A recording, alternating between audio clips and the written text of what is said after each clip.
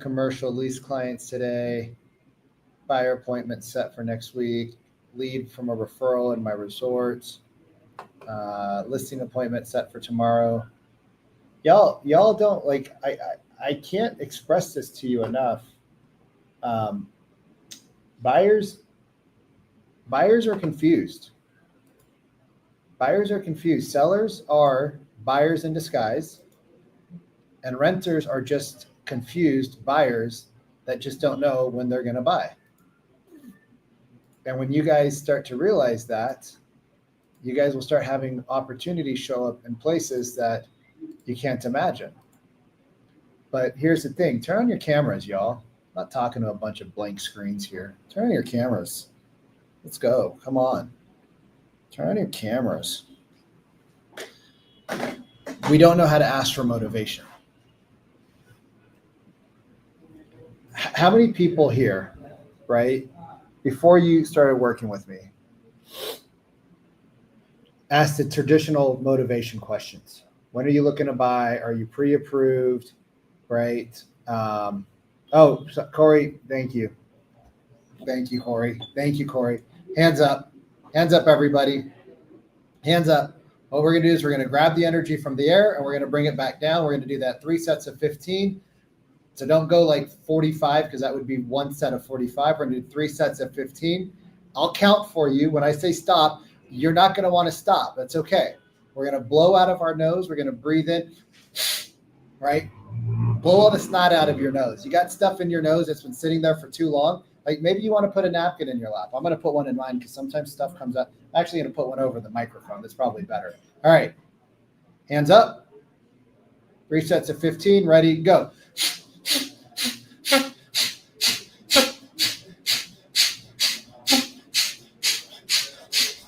And stop.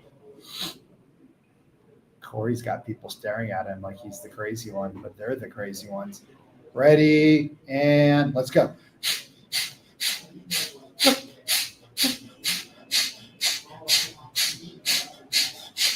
And stop.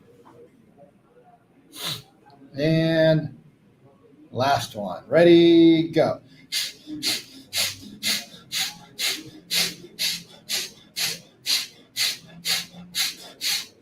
And stop. Thank you, Corey. I appreciate the reminder. I forgot. I was going to go right into it. I forgot. I was so excited to jump into the topic. Y'all see how it, like, you guys, do you see how the body craves this kind of like weird stuff? Because Corey, like 6 weeks ago, would have never in his right mind said, hey, let's do this weird breathing exercise. Leave alone doing it. Like maybe he would have. I don't know him that well, but like, the body craves this movement, this energy, this connection to the higher power. And so, yes, I understand. Sugar is the most addictive thing out there in the world. It's actually more addicting than cocaine and heroin, believe it or not. Oh, shit. I just totally broke something on my desk. That wire is not supposed to be disconnected. Yep. Error on the desk. Whoops. Yeah, sugar is the most addictive thing out there. It's more addictive than heroin and cocaine. Just so you know, fun facts for the morning. So let's jump into this, you guys. How many people here, now that you're starting to get a little bit more in depth with the people that you're speaking to, are having better conversations? Put a 1 in the chat if that's you.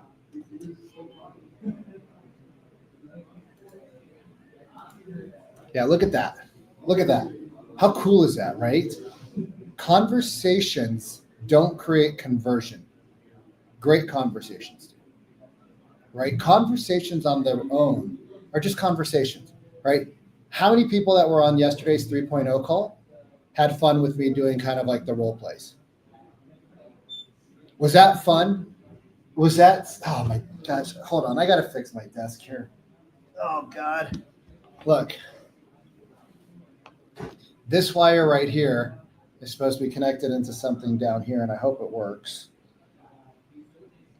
This is my tech support here, connecting one plug into another. Oh, God. Well, that's fun. Amazon special. Don't forget to tape it. It's Edwin. It's hanging down from the bottom, and we've already put. That's why I'm saying don't forget to tape it. I got like 5 different things on the bottom, and it keeps it. I don't know. I think it's the material of this desk. It's got like a coating on it, so nothing sticks to it. I know, right? And so, yeah,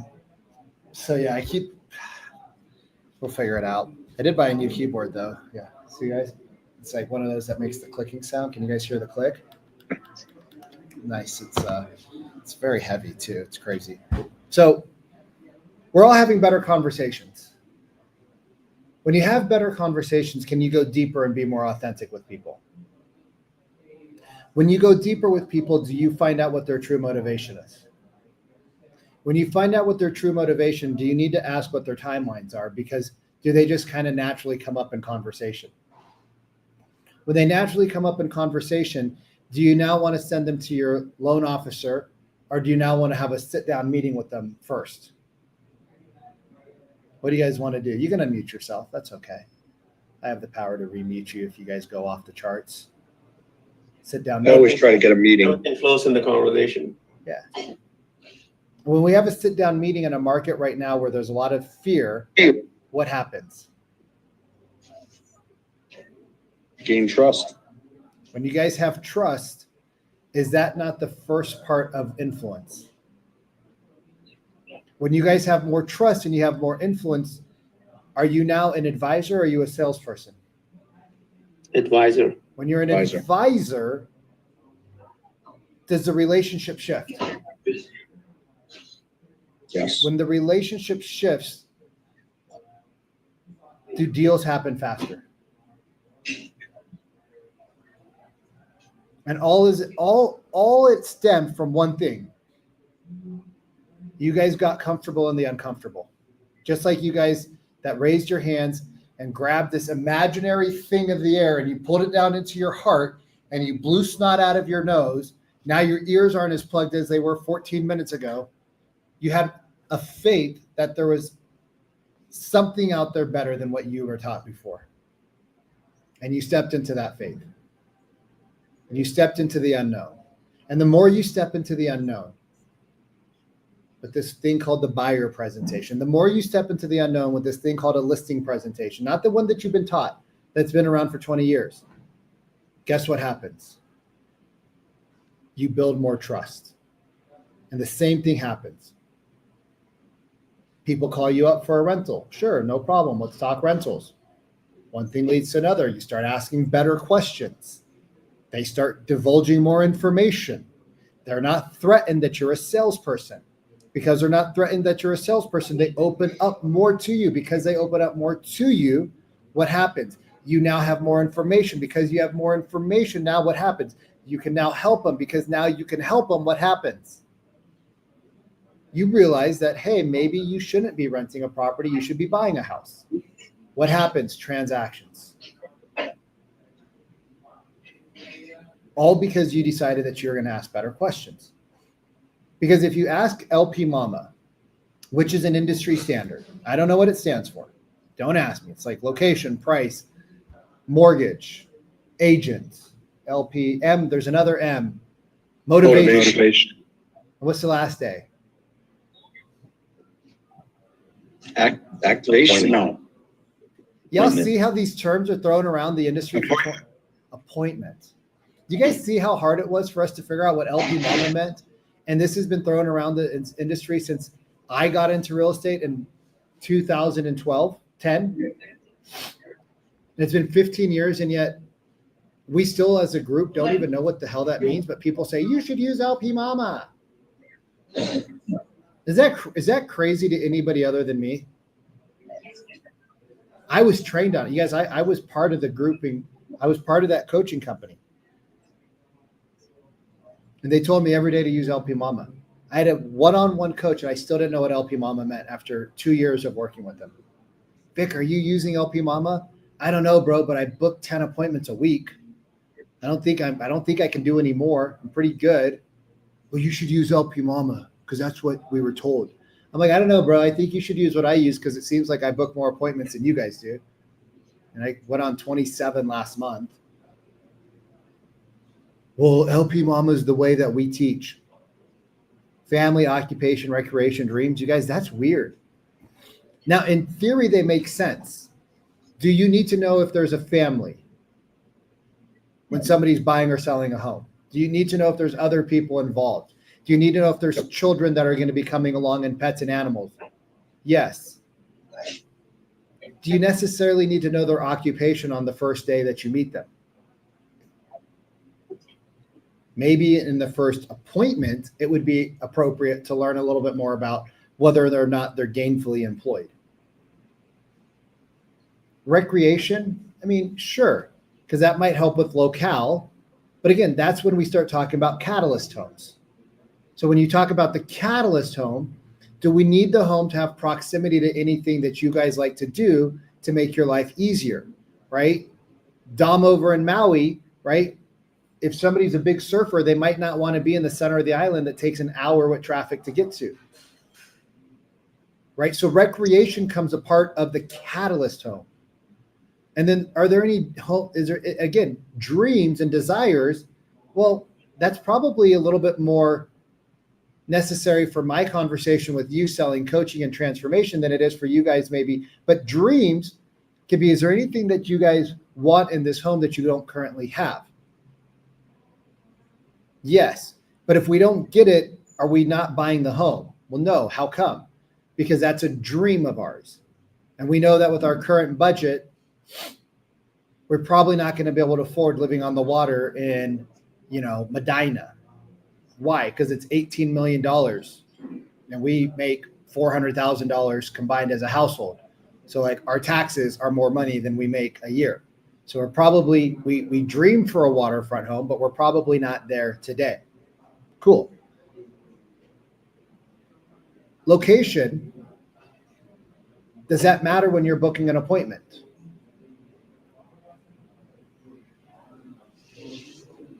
Maybe, right? Because it could be something that you use to get them to talk about what's different about. So what's different about the house here? Is it the location that you guys are looking to upgrade on, or is it the property, like the 4-bedroom, 3-bath?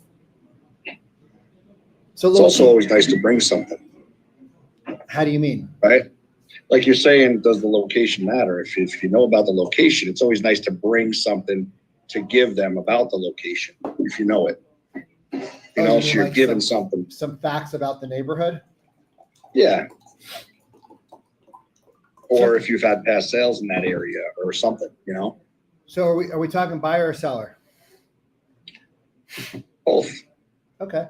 So one, you should have, so you're talking about stats books. You could talk about stats without bringing anything in there. And so I don't know, when I'm doing a buyer consultation, you guys, I just brought my buyer's book and a couple of proof pieces. Now, if you have proof pieces for the neighborhood, yes, bring those.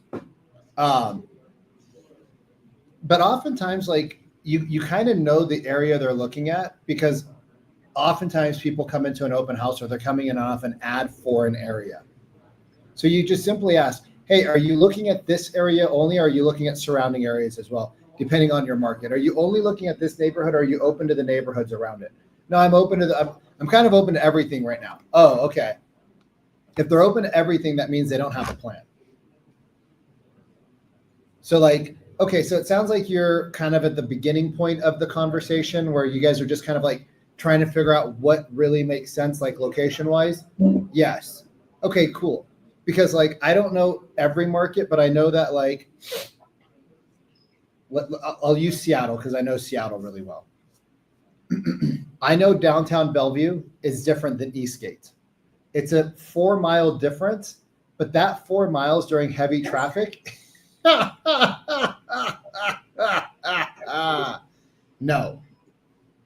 I know Clyde Hill is very different than Medina. Very close, 5 minutes away, but a very different zip code. I know the schools are very different, right? I know the lifestyle is very different. Some neighborhoods are predominantly tech people from foreign countries. Some areas are predominantly not. Do you want to be around your folk? Or do you not? I'm not here to tell them what they should or shouldn't do. I don't care where they live.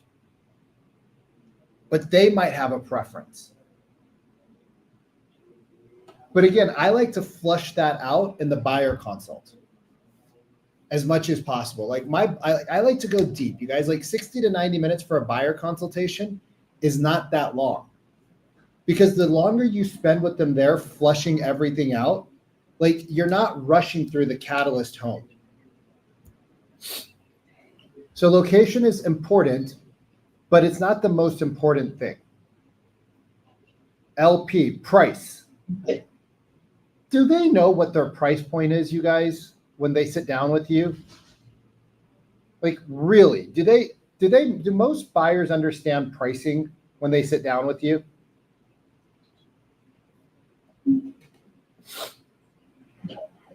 What's your guys' experience? My experience is price doesn't matter. It's down payment and it's monthly payment.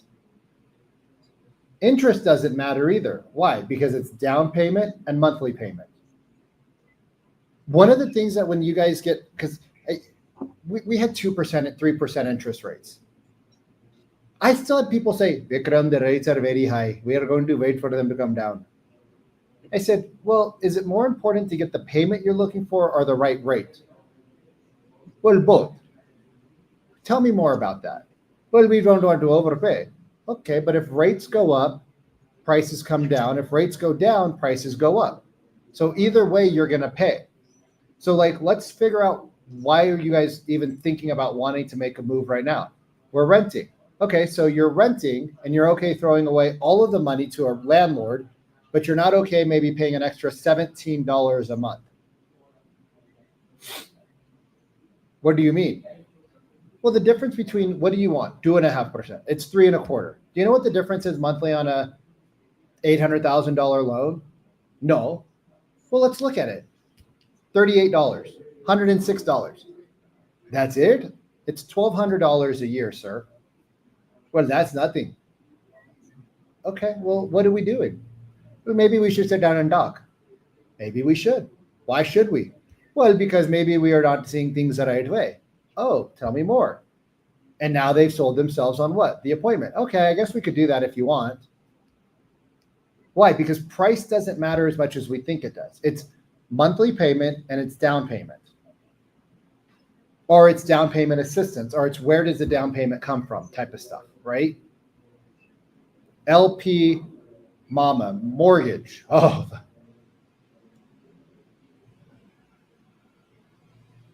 please, guys, don't ask people if they're pre-approved. If they're pre-approved, why are they talking to you? The amount of buyers in the world that are already pre-approved that have gone down that whole process that get to you without being attacked by 75 other agents prior to you is so low. So instead, you could ask a question of like, would you need financing for this purchase or are you going to pay cash? No, we're going to need some financing. Hey, would it be okay if I made a couple of introductions to some of the people I work with after we sat down and came up with your strategy? Sure. Now you're selling the next step, which is the appointment, and you're doing what? Setting the stage. Setting the stage that you have preferred people that you can make an introduction to. If they have financing locked in, here's what they're going to say. We are already talking to our lender.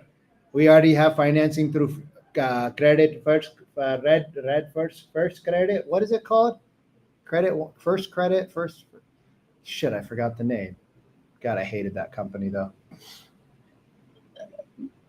There is one online company as well. What is that? Best buy something, so they give without even checking. You're doing a soft check, they give you a credit. Yeah. And when they've already gone through that process, you know what they're going to tell you? We're already working with somebody. Oh, who are you guys working with?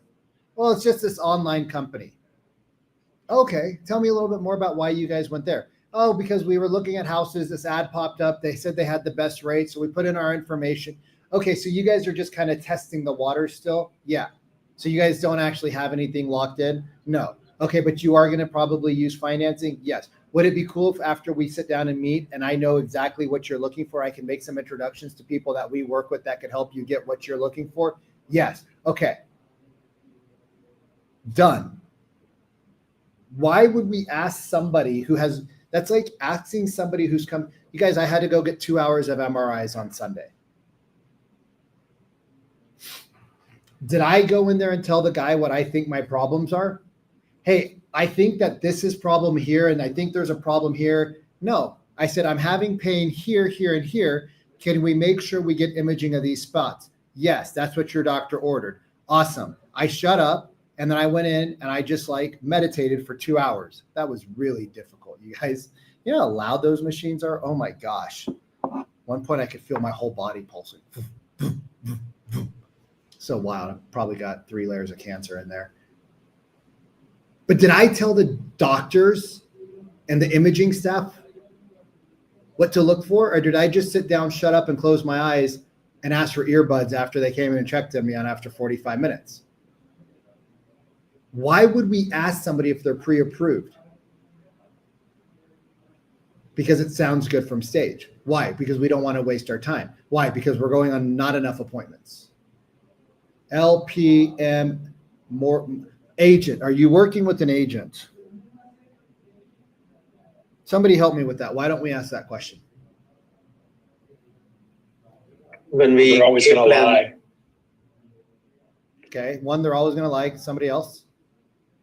And then when we do the game plan frame, if they actually work with somebody, they are going to talk to us. If not, then we are open to do our appointment. So they're going to lie. It's a knee-jerk reaction. And we're trying to qualify them and instead of trying to help them. Everybody knows an agent. So technically, everybody has had a conversation with an agent. So technically, everybody is working with somebody, whether it's directly or indirectly. Because are you the first person that they had a conversation with probably? No, they've been going to open houses. They've been putting their information in Zillow and Redfin and Realtor.com. They're on 16 of your guys' different drip campaigns. They told their friend at a barbecue and a bar mitzvah, hey, I got a friend. I'm thinking about you should talk to my agent. Let me have them call you. No, I'm not in a rush. No, they're the best. Let me have them call you. I'm going to make an intro. Does that not happen every single day? So by asking if they have a mortgage, an agent and a mortgage, aren't we asking for them to basically say no so we don't have to continue the conversation because we don't know how to? What's the last one? LPMAMA, mortgage, mom, mortgage. What's A? More LP appointment. Well, that's the only thing that's in there that should be asked for. But the way we've been trained to ask for appointments is, hey, I'd love to sit down and chat with you about your home needs. Do you guys want to sit down with a salesperson and talk? Like, let's say you're out there going to go buy a car. Let's say you guys are going to go out there buy a car because a car is like the second biggest purchase most of us make, right? When you think about buying a car, do you want to sit down with a salesperson or do you want to do all of the work online and then show up and know exactly what you want and know that the dealership has it and then spend as little time as possible with the human in front of you and get through it as fast as humanly possible? Which one do you want to do? None of you guys want to talk to people. America's favorite car company right now, Tesla.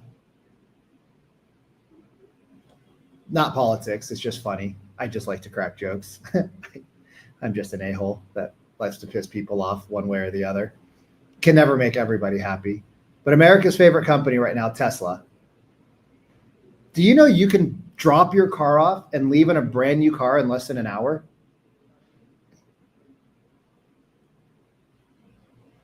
Like imagine that. You could drop a car off It goes through a whole scanning process. And you can pick up another brand new car and all of the stuff is done. And it takes you less than an hour from start to finish. Because you do all the work while you're sitting in your boxers on your couch with a blanket over you because it's cold outside. And all you do is you show up, the car is ready to rock and roll. I don't even know how it works. Maybe somebody gives you the keys, maybe they don't. I don't know if there's a robot in there or not. But you walk in and walk out within 30 to 60 minutes. Like, have you guys seen the kiosks for cars where the cars are like in that round kiosk and you press the button and then the car shows up and it's like, you don't have to interact with humans? Why? Because humans are the bottleneck.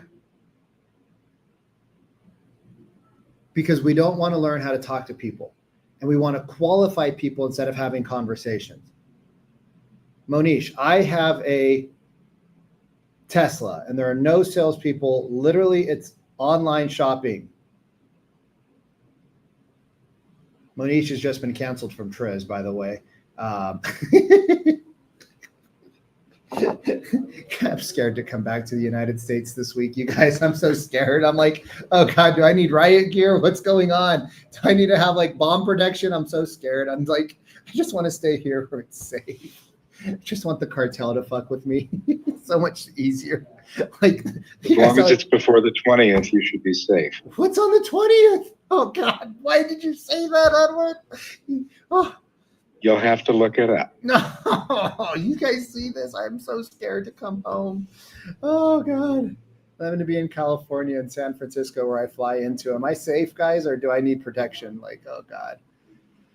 You should be fine in California. Okay, thank gosh. I just want to go sit on my grandma's farm where there's trees and bugs and no people.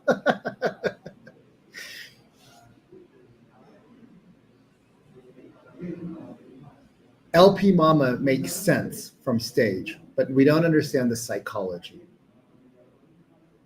When you understand that the 5-star Triz call, trust base opener, works.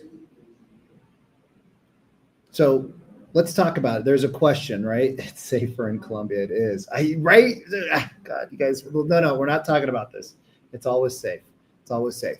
Now, here's the thing. So there's 2 questions in the chat.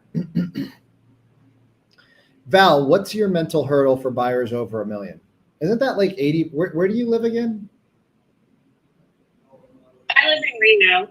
I mean, it could be another threshold, but like that seems to be the first one. Oh, I was okay buying a house, but now it's going to be over $1 million. Who's the threshold for, you or them? Them. Why? I don't know. Maybe they just always, as a kid, thought $1 million was a lot. It used to be a lot, but is it anymore? No. Okay. So what's the threat? So what do they say? They say things like, oh, well, that's expensive, or I don't know if I should buy that. And when we go below $1 million, they have to put in money to get it to the conditions that the homes above $1 million are at. So it's either. What do you say? I've been saying, okay, you could stick at 800, 750, 800, Mm-hmm. and then you're going to do all this work because you don't like the house. Mm-hmm. Or you go to 1.1 to 1.3 and you have everything you want. Mm-hmm. How's that working? It's not working. Why? I need help. Why not? I mean, I don't know. Do I need to just show them the difference in the monthly payments? It's a good place to start. But what else are we missing out on?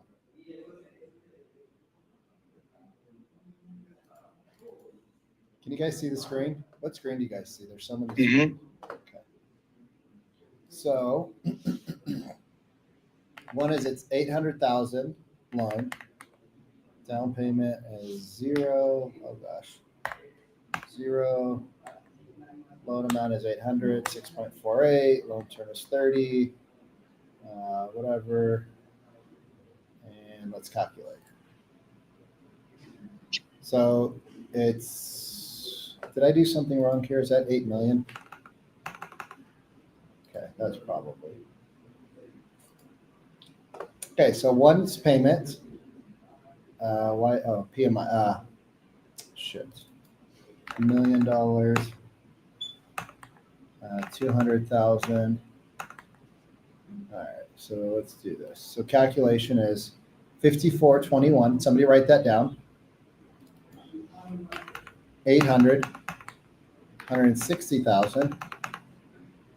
Okay. Oh, geez.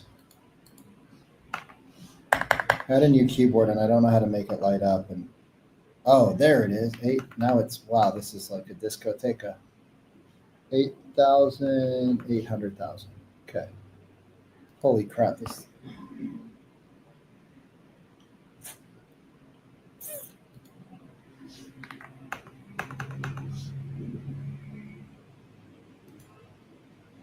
Okay. 4411 and 5421. What's the difference? $1,000? Mhm. Okay. We have a grand difference on the payment. Okay. It's just people don't understand. So we have to bring understanding to this.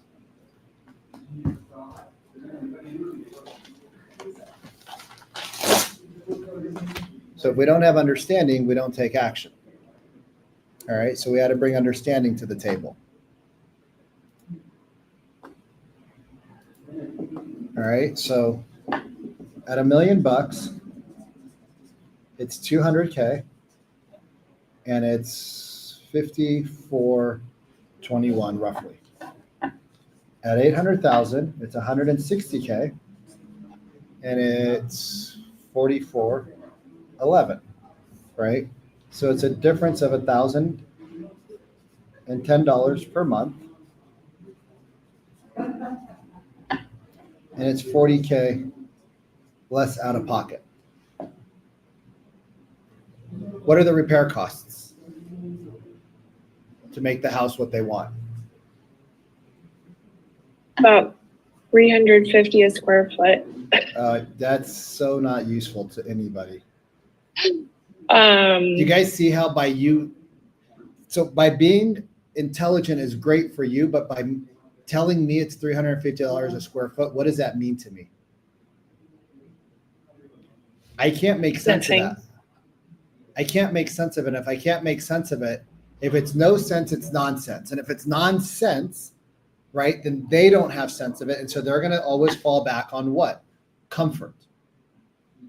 So what is it going to cost them roughly to make the home that they're looking for comparable to this home here? if they completely redo it, like they're talking about, like 700,000 It's going to cost $700,000. with labor and materials. There's no way that they're looking at $1 million house then. This has got to be like 1.4, 1.5, 1.6, 1.8.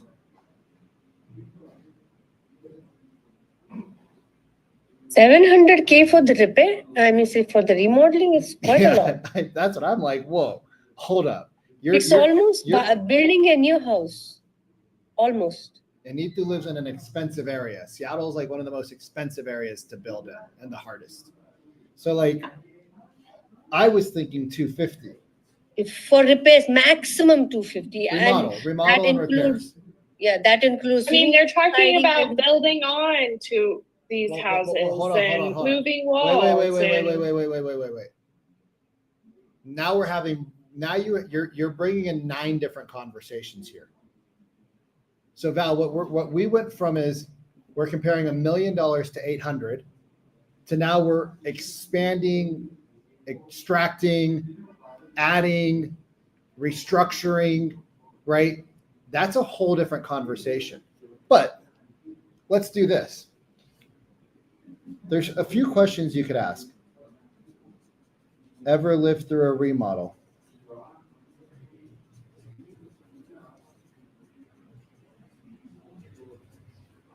Liquidity. where do you live during? Because isn't that called a carrying cost?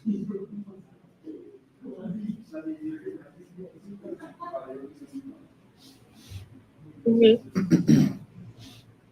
Will your relationship survive it? You know, one of the top reasons for divorce is remodels. Did you guys all know that?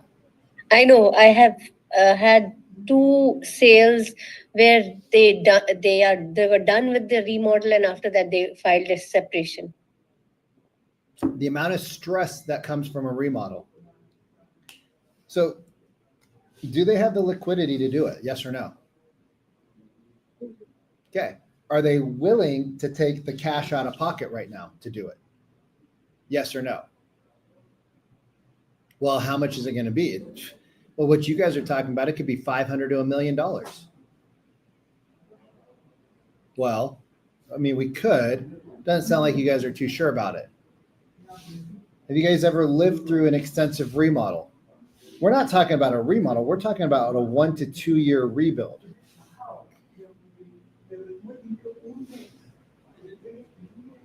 Do you guys have the ability to live through it, or do you guys have a place where you're going to be renting for 2 years while you go through it? Because now we're not just talking about liquidity, we're talking about a lot of liquidity. Is your relationship strong enough to withstand 2 years of fighting? Do you guys have the mental bandwidth to pick everything out? Because you're responsible for colors, doorknobs, fixtures, tiles. You're responsible for grout. You're responsible for countertops. You're responsible for appliances. You're responsible for floors. You're responsible for walls, electrical outlets, switches, right? You're responsible to pick all of that out. When Cody built his wall, what are you looking for? Cody. When Cody built that wall, you know what Cody said? Here's what exact words were Cody's were. Hey, Vic, can you have the lady do exactly what you did on your wall to my wall? I'm like, you don't want to design it or make it? He's like, I don't want to think about it. That's not my jam. That's your jam. He literally was like, can you literally have her just recreate, because I like your wall, my wall? I was like, yeah. And he's like, and where did you go get the plants from? Can you just buy me some? I'm like, I already bought mine. He's like, all right, where'd you go get them and what'd you buy? I was like, dude, take your girlfriend. She's an architect. He's like, I don't want to go do it. He bought 3 plants, same exact wall, and we're done.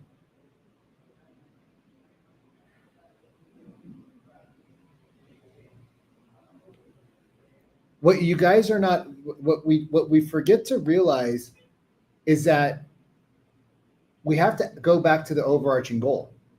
Why are you guys looking? God, Cody's making food again. Oh my God, what's wrong with him? Got the air fryer cooking. Did you guys message Cody and tell him stop cooking food in the hallway and not share? What's their overarching goal of why they want to move, Val?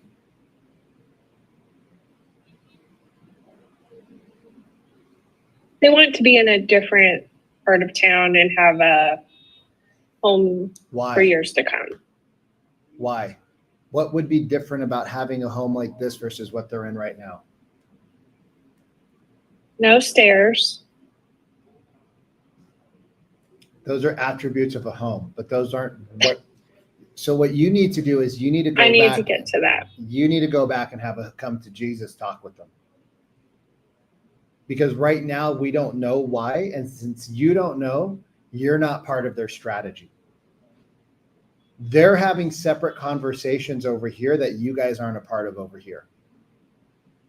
And because of that, it's not the money, because they're going to spend a ton more money on this property. Maybe that's the right choice for them. But they're having separate dinner conversations that you're not a part of right now. And because of that, you're like, well, they have a barrier at $1 million. Well, no, they have a barrier at $1 million because they think that they're going to remodel everything they buy. But why don't we just upgrade our budget to $2 million, which obviously they can afford if they have 700 liquid to do a remodel? Why don't we just go to 2 million and buy the home you guys want and do a light cosmetics on it. Or I don't know, because we don't know what their bandwidth for all these things are, because we never sat down and built the catalyst home with them. And so the question is if I found you a home that had exactly what you wanted, or like 80% of it, where would we be at in the buying process? Would we be looking at that home, or would we be looking to remodel regardless? Do you want to put your personal touches on it and spend 2 to 3 years doing it? Or do you, and I saw from your Instagram post that like now there's all these moratoriums on permits and things of that nature, right? So like, is it going to be harder to get a permit or easier right now? Harder. Okay. Are you okay with all of these things? Because you said your goal was to have a family house because your kids are getting older and you wanted to have more events at the home. So if we have 2 years where we're not in the house, does that get you closer to your family goals or farther? Farther. Okay. So what do you think we should be doing? Should we up the budget, or should we maybe find something that's halfway in between, that's cosmetic repairs, like upgrading the kitchen and the bathrooms, maybe pushing out a wall here and there, but it's the size, the location, the design that you want, versus like adding on 2 master suites downstairs, or whatever you guys call them nowadays, primary suites. Mm-hmm. Right? We don't have enough information to have the conversation. It's the same thing yesterday when Kim was, I don't know if Kim's here or not, but it's the same conversation we role played yesterday with Kim. Oh, there she is. I thought you did. It was the same conversation we role played with Kim yesterday. The husband and wife are fighting. The husband wants the offer, the wife doesn't. Okay, wait, hold on. Why not? There's bedside conversations that you guys aren't a part of. And if you're not a part of the conversation, you're not part of the plan. Because if you have, heaven forbid nobody has this, but if you have cancer, are you not very involved with the conversation in your doctor?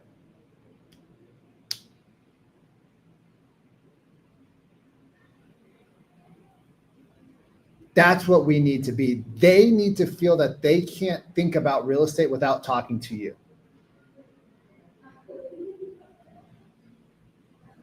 Does that make sense, you guys?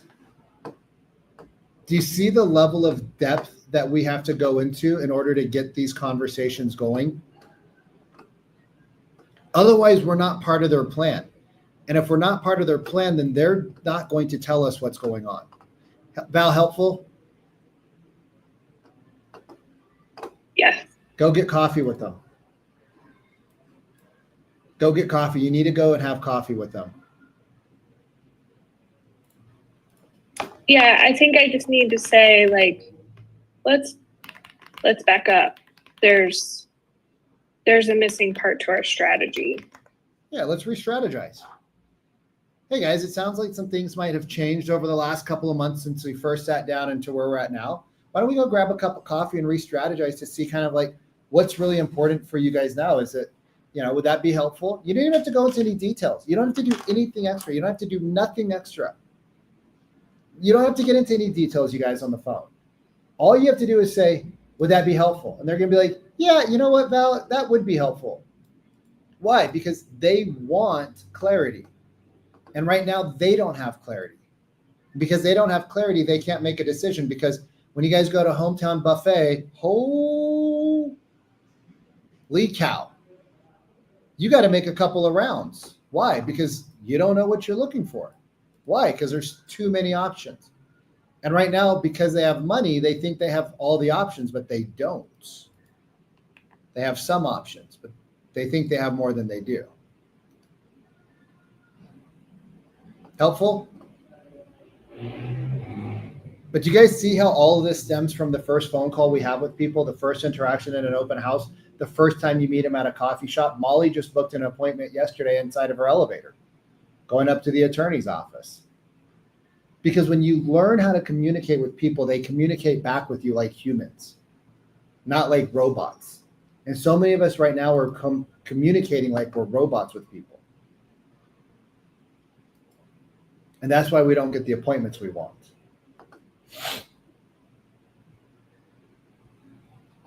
been revisiting almost all my clients with this stuff, because before I was super surface level. How's it And going? I think, I don't know, I can't say it's great, it's perfect, because I'm not super proficient yet with the tools, but I am learning a lot more about each of the clients I've gone back to about what's actually going to make the difference in what they buy, or why they want to actually make the move, or, you know, you're already in a nice house. And I'm admitting to them, maybe this is the wrong way. I don't know, but I'm just saying, like, listen, I've been really working hard on getting better at serving my clients. And one of the things that I've realized I hadn't done with you guys is this. And I just want to dive deeper. And you know, And they're receiving it well. I mean, it's none of them are saying, well, yeah, you're right, you sucked. Because I don't. But but I think like, I don't know, I'm a pretty wide open, sort of like overly willing to be vulnerable with them. So that's how I approached it. So can I give you a little feedback? Yeah. You did nothing wrong. You don't need to apologize. And you don't have to say, hey, I might not have done these things with you, because you didn't do anything wrong. You just didn't know some of the things because the industry didn't teach you that. That's not your fault. Now you're getting better, so you're upgrading the conversation. So you guys, like, you don't have to apologize because you didn't do anything wrong. All you're doing is simply having a new conversation, right? Because technology has shifted. The car you bought 10 years ago wasn't a bad car, but is the car 10 years newer now got different features? Yes. Does it make the new car better? I don't think so. I don't like all the electronics and the gadgets and the restraints of the car not doing what I want it to do because it's got so many sensors in it. Like, it's crazy. So Vic, if you wanted to if you wanted to kickstart that conversation, you call if you're basically going back in and you're trying to reestablish, just a different direction that you want to go with them, like how would you start that call? Didn't we talk about it yesterday? No, I know, but we talked about that, but we didn't talk about actually like, hey, I'm picking up the phone and I'm calling them. Like, what should that lead-in conversation look like? You told me what I need to talk about. Are we talking about your clients? In general. Wait, hold on. Are we talking about your clients, or are we talking about people that we haven't talked to in the last 90 days, or we've talked to in the last 90 days? No, clients. Yeah, clients that we need to have those conversations with. Well, we need to delve more. Yeah, just pick up the phone and be like, hey, it seems like we've got some misalignment here, Kim. I think your goals are different from Fred's goals. Right. So like, what do you think? What was her name? Christina? You're so smart. Courtney, I have a memory like an elephant. Courtney. Hey, Courtney, I think, hey, ring. Hello? Courtney, hey, what's up? It's Kim Marchena. I was wondering if you would be open to having a private conversation with just you and I over a cup of coffee at blank coffee shop in the next couple of days. Why? What do you want to discuss? Well, that's exactly the thing. I think there might be some, and if I'm overstepping my boundaries at any time, please just tell me to back off, and I will completely shut down the conversation. I feel like maybe there's some misalignment between what you're looking for and what Fred's looking for currently. And I know that Fred and I have had a lot of conversations about the property and about the sale. And I kind of understand where he's coming from, but you and I haven't had a lot of conversations. And I want to be on your side as much as I want to be on his side, because I want to do what's right for you guys collectively. And so I was just curious if you'd be open to having, I don't know if you'd even find it helpful or not. But if you would, right, because I feel like I'm spinning my wheels out here, and I realize that maybe I don't understand what is driving your motivation to stay or not stay in the property. And that might align if I know what you're looking for with strategy on the property. Would you be opposed to that as a next step? Cool. Awesome. Thanks, Vic. So you guys, it's just conversations. Yeah, but we overthink it, right? Well, I understand that, but the reason we overthink it is because we're not doing it. Enough. We just don't. We just don't do it, and we think that it's going to get easier. You just got to go. You already know how to be a human. Like, that's the thing. You guys know, like, when you guys send me text messages in the private DMs, please, if you guys send me text messages, don't ask me for admin work. I will ignore those. I don't do admin work. I'm a fucking Capricorn generator on the human design, and I just ignore those messages. Sometimes I send them to other people. Most of the times I just like, admin work? Nope, not my job. So a lot of you guys send me stuff in like school and Instagram, and there's other people on our team that take care of that. I love you still. I'll help you. I love you. But if you guys don't get responses to admin stuff, it's because I don't do admin work, because I can barely get my computer to turn on and off on a good Monday. We forget that we're just having conversations, you guys. Like, the biggest thing that I can tell you is put your hand on your heart and talk to humans. Right now is a scary time. I don't know what's happening on the 20th, but now I'm more scared. There's people on the streets protesting every fucking thing right now. Like, and I'm all for freedom of speech. All for it. I don't care what you go out and do and don't do, whether you care about that or not. I care about you guys making money and helping humans. So I'd probably say, don't waste your time on that stuff. If you want to support, send some money. Make money to send it. But I'd probably say it's better to put, you guys know that the number one thing that money does, people say money doesn't buy happiness, but the number one thing that creates happiness is a big bank account. Think about when you were really happy, and think about how much money was in your bank, and think about when you were really stressed out and think about how much money was in your bank. They correlate hand in hand. Why? Because it's psychological safety. The bank is the cave from when we were in the caveman era. And that's what creates safety and security, which creates happiness and joy. So I would say go out and book more appointments right now. Because the same thing that I hear, and I guess I don't have TV in my house. Why? Because it's in Spanish and I don't understand Spanish enough. So even if I turn on the TV, I don't know what they're saying. And I make up my own stories, which is really fun, but that's a whole nother story for a whole nother day. Turn off the news, turn off the media.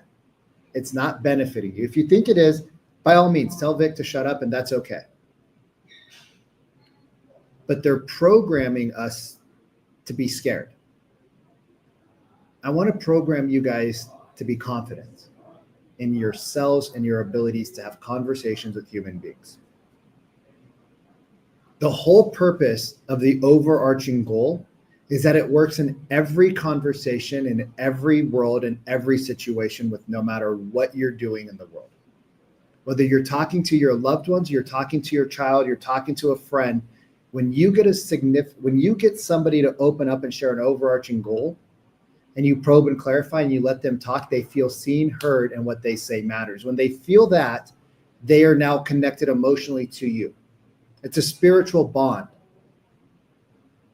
When you have that bond with another human being, it's one of the strongest bonds you can make. You can say almost anything to somebody else. I could talk politics, I could talk religion, I could talk money to anybody. I don't care. Why? Because you can't say anything to me that's going to get me upset. Nothing in your mouth that comes out at me is going to make me upset unless I want to get upset, because I control my control. I would encourage everybody to call, like Matt's doing, call everybody in your database and just say this. All you have to do is something like this. gonna sound so simple that you're gonna not want to do it and you're gonna want to complicate it. But Sharon's deal of the week works because it's simple. Here's what you do. Most of these people have some idea of who you are because you've been calling them, you've met them, they've seen you around, you've been sending them emails and text messages, right? Maybe you sent them a funny Instagram meme or something, right? You're having conversations with them somehow, some way. Call them up and say something like this. Ring, ring. Hey, Matt, what's up, man? It's Vikram, the pesky Indian realtor, right? You guys, I like to use my race for my benefit because I don't care and I'm racist against everybody. So it makes me equally not racist, right? You see how that works out? It's so much more fun, right? I wish I had the cowboy hat back in the day because then I would have worn the cowboy hat to all the open houses. Why? Because it's memorable. You want to be memorable in your area. Now, I'm not saying, Dom, you run around with your shirt off and showing off your six-pack and pecs, bro. Keep your clothes on, all right? Not all of us are built like you. But you want to be memorable so people remember you. And I'm always an Indian cowboy. Everywhere you go, if you all don't see a cowboy hat at the summit, which there's a link in the chat, you're all going to be sad. You're going to be like, where's the cowboy hat, Vic? You know how hard it is to travel with a cowboy hat internationally? I just want you guys to understand this. You want to be memorable. It's part of your brand. Rambo, he's got a brand. Why? Because he always wears his bandana. It's funny. We all know that. If we don't see him with that, we're all going to be like, what the frick, bro? Where's it at? He got it on right now. I swear to God, do you watch that thing? I hope you do. Oh God, if it smells, it's not me with the curry. It's Rambo with the dirty bandana, right? Ring, ring. Hey, Matt. Yeah, what's up? Hey, dude, it's Vikram. Vikram Deal, the realtor. Been calling you for the last 7 months. Hey, bro. I know you're not in a rush, right? Because he's going to say that. Oh, yeah. Hey, man, I know you're not in a rush. But a lot of people I've been speaking to right now that are in like similar situations like you, they have questions about kind of what's going on in the micro and the macro economy and like what all of these things mean to them when it comes to possibly buying a house when you're ready. Because like the stuff going on now, right, you would agree, is not something that's going to just disappear overnight. It's going to be stuff that we're all going to have to deal with for the next 12 to 24, 36, 48, if not longer months. Yeah, that's true. And so what I've been doing with all like people like you, I've just been jamming out with you guys at coffee. And so I'm actually going to be up in your neck of the woods over the next couple of days at blah, blah, blah coffee shop. And I know you're not in a rush, but I was just curious to know if it would be, I guess, would you be opposed? No. Would you be opposed as a next step if we could sit down and just kind of like jam about what's going on in the world of real estate? And so that when you guys do decide that you're ready, and if you don't have an overarching goal, you're going to want to get one. But I'm assuming you kind of have an overarching goal, but if not, I'll give you guys a framework real quick. If you wouldn't be opposed to grabbing a quick cup of a Joe at Joe's and kind of just creating that strategy so that when you are ready to make a move, you know exactly what to do. Would you find that helpful if we could do that for you guys and your family? You'll probably get somewhere between a 30 to 70% take rate on that of the people you talk to. You'll get somewhere between a 30 to 70% take rate. If it's lower, like your tone is off, your pace is off. If it's higher, like do what you're doing and don't stop because you want to book as many appointments as you can right now. If you don't have an overarching goal, ring, ring. Hey, Allison, what's up? It's just Vikram over here. Weird realtor, always wearing cowboy hat. Hey, I know you're probably not in a rush to buy right now. I was just curious, did you buy something or are you guys still kind of on the fence? We're still on the fence. Okay. And for some reason, my notes didn't update. What was causing you guys to even look at real estate in the first place? Like what was even causing you guys to look in the XYZ Sheridan neighborhood at 4-bed, 3-bath homes? Okay, you need more space. And what was the space for again? I apologize. Oh, because you guys got 3 kids now? And when you guys had this house, you only had one. Cut you. And how old are the kids again? 11, 7, and 4. Oh, they're little people now. They're not kids. They're little people with big personalities. Oh my God. How did you know? Yeah, that's a lot of kids. And what are you guys in right now? We're in a 3-bed. So how would life be different if you're in this neighborhood with this property? Okay, and why is that important for you guys when you guys do decide to do something?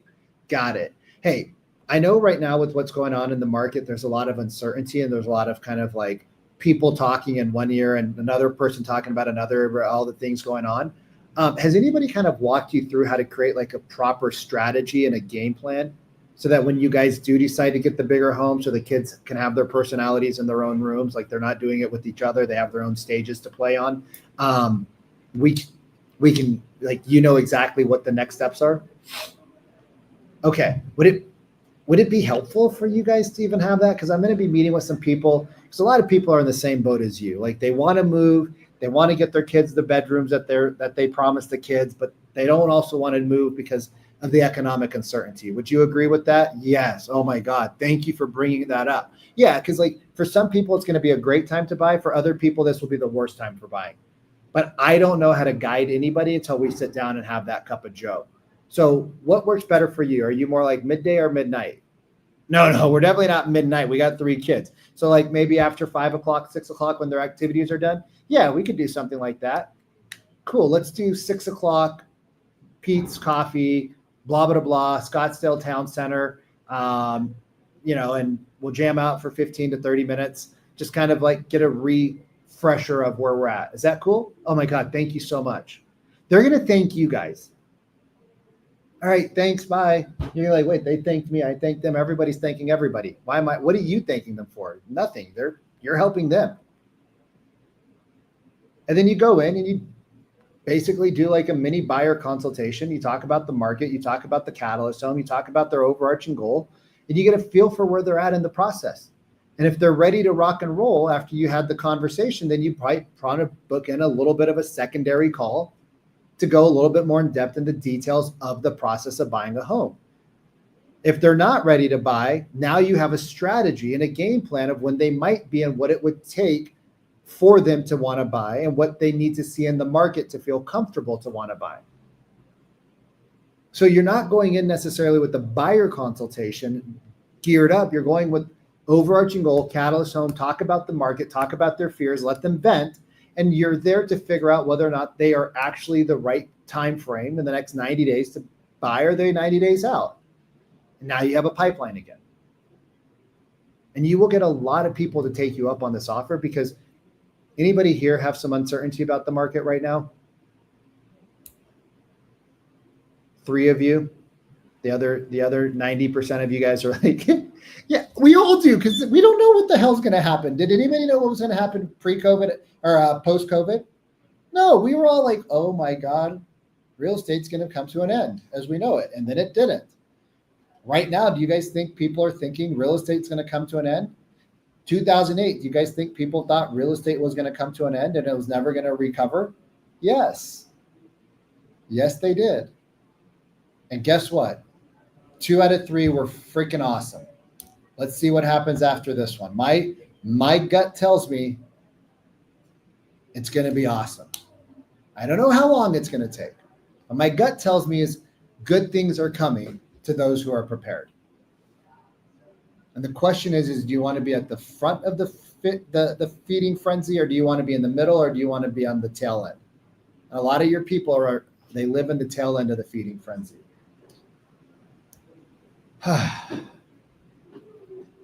Is that helpful? So it's definitely helpful. I just have one question regarding this. So you got to rush, bro, because I got to call in 2 minutes and I have to pee like a horse.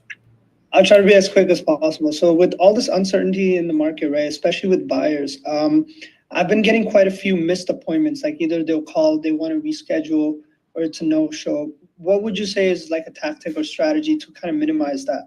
You're not locking them down enough on the overarching goal on the front. I see. You got to tie their goals back into the appointment, and you have to remind them that this appointment is not to purchase. This appointment is to strategize. I see. Yep. we're not here to talk about their goals of buying a home. We're here to talk about the strategies of when they're ready to buy a home. They know exactly what it takes to buy a home. And the reason why it's more important now than ever is because of the uncertainty in the market, that we're going to sit down and have a jam session. I see. Thank you, brother. You're welcome, bro. Keep setting those appointments though, dude. Because look, I'd rather you set 10 and have a 50% no-show rate. The goal that I would love to see you guys all at is 60% or higher. So I'd rather you guys set 10 and have 4 no-shows than we don't set the other 6. Because like there comes a point in time where you are going to actually say no to people, but you still book appointments. Yep. Because you can always refer. It's easy to find. It's easy to find somebody to help you open doors. It's hard to find somebody to actually go out and create those opportunities.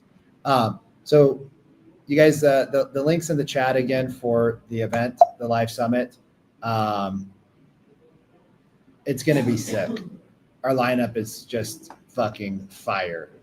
And I don't care what you guys think about other people in the world. I can tell you proximity is power. And the lineup that we're bringing you is freaking fire. And proximity is power.